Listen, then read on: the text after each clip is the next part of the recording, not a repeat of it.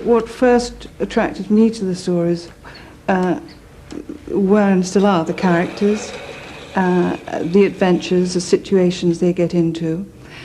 And this is what made me want to bring them to life on the screen, with all the things that a multi-dimensional world can do, with music and sound effects. And I think that the fact that the characters are largely steam trains, although not all of them, has an appeal, because I think the sound of a train whistle has a universal appeal.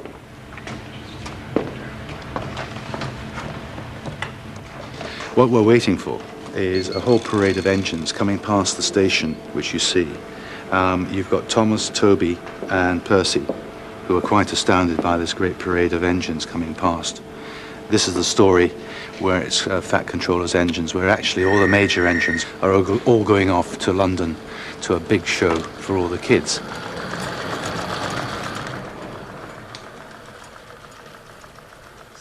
Pleasantly animated, looking at your sins here. Yes. I think that one probably shows the station structure better. I think, yes, if you have that. We've got three angles on there, haven't you? The filmic translations of these things are very difficult in many ways, because there's a terrific difference from a chap sitting on an end of a bed telling a little chap in bed, which you probably know yourself, where you can stop between sentences and really get into detail because he's asking you the questions. In filming it, you've got to explain all the questions filmically there so that there's no mistake, there's no misunderstanding, and the story is clear. One video is when Thomas wants to go fishing, and in the end he gets some water from the river and he gets fish in his boiler, and then they have to fish it out, and then they have a supper of fish and chips. It was old and had 5 holes, so they had to fill it, pull it up and empty it into Thomas's tank as quickly as they could, several times over.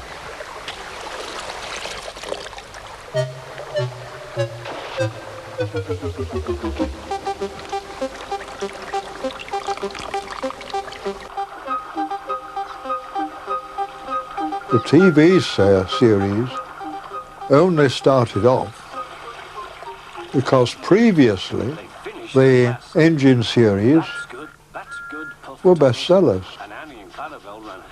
Over the years, the engine series had got up to 8 million. It was only then that Bridolkoff and Co. thought it might be a good thing to cash in on. Do you feel that those television programs are still your work?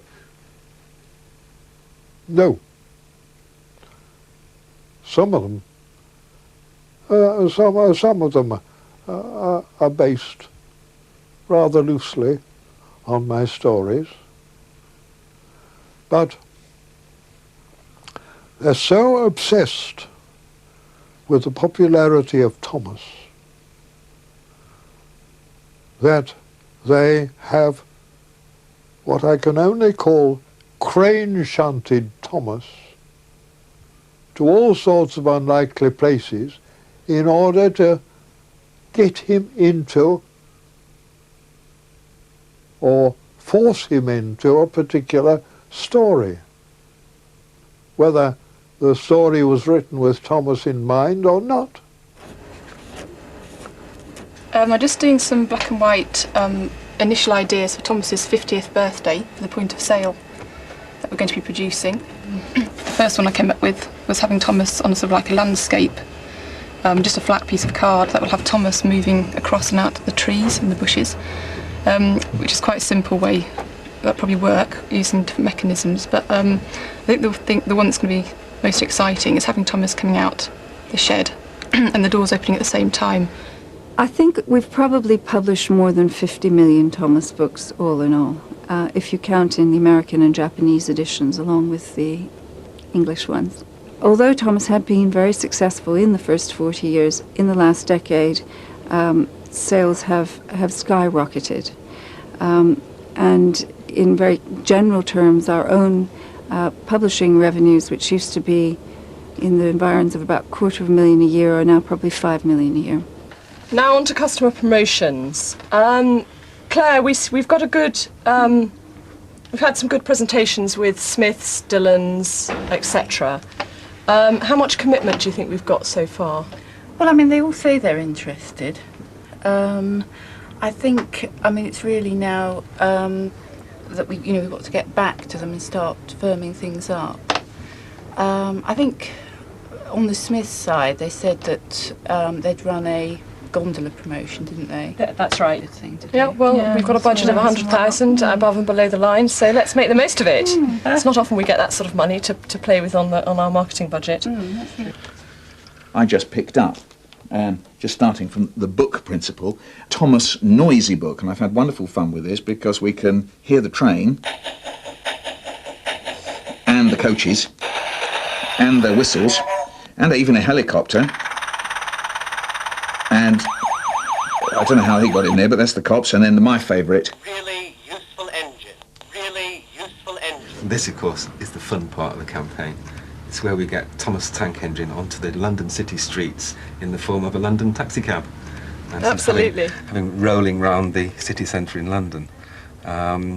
This is the final design before it actually goes to the taxi company. I think it works really well. I think the decals come up well. Well, we even put some on the roof as well, so that people on buses can see it. I've got a feeling. Brilliant idea. I've got a feeling that a lot of city centre gents are going to get some pangs of boyhood. Exactly. But of course, you've got a whole apparatus now that supports Thomas the Tank Engine. You've got the videos, you've got the TV programmes, you've got the posters, you've got the models. And that, in fact, of course, is like a great whole world that you can now inhabit. If the audience embrace the characters and the stories, whom they first discover on the screen, maybe they first discover them in the books, but maybe they first discover them on the screen, that they will then want these characters and stories as part of their life, whether it be as toys or as a notepad or a pair of shoes or whatever. It's the perfect product because it's not seasonal, it sells all the year round, but interesting enough also it allows you to produce a very good quality product. In turnover terms we do around £4.5 million a year on Thomas. It was very, very successful. In the States, for example, we'll probably sell around 12 million Thomas characters. But Thomas has gone to Australia, and Thomas is also very big in Japan now.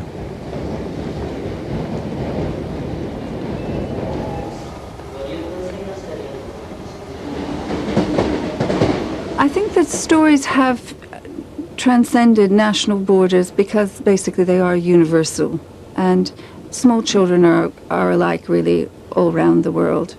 The gist is the strong storyline, the fun characters, and I think that in certain cultures where railways are a feature, such as in Japan and Norway, interesting enough, the series really has taken hold.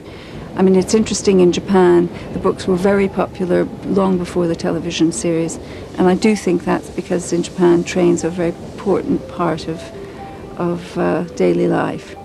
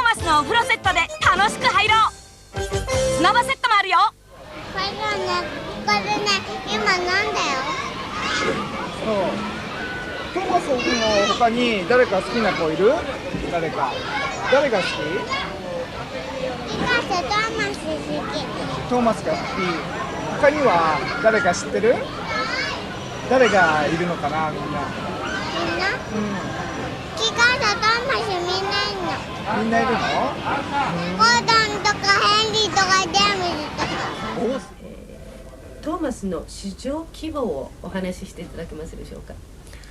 日本におけるトーマスの市場規模で、過去何年かあるんですが、その中で一番大きかった年が約市場規模で170億円ほどの規模になりました。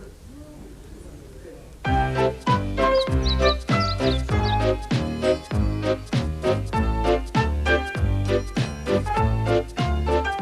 関車トーマス。トーマスとゴードンというお話。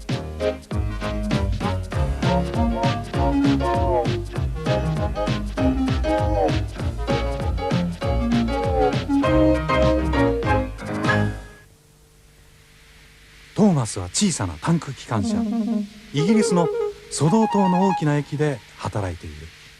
子供たちはね、あれがイギリスのものだって分かっている子たちっていうのはいないと思うんですね。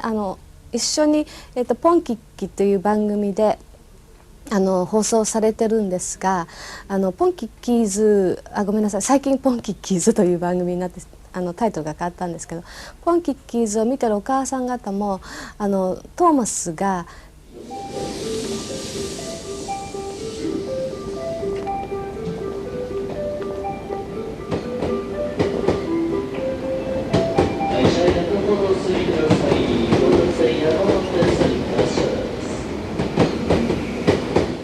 We have brought these stories on the screen to countries as diverse as Japan and the United States is in such a way as they can be embraced by people in those countries and they're not kind of imposed on them.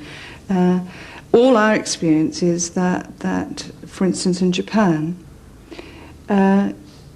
Japanese audiences embrace these characters and stories as their own. They become kind of indigenous to the country. Brit has unfortunately written some of her own stories and sells them under the legend based on the Reverend Audrey's Railway series. Her stories are based on fantasy rather than fact.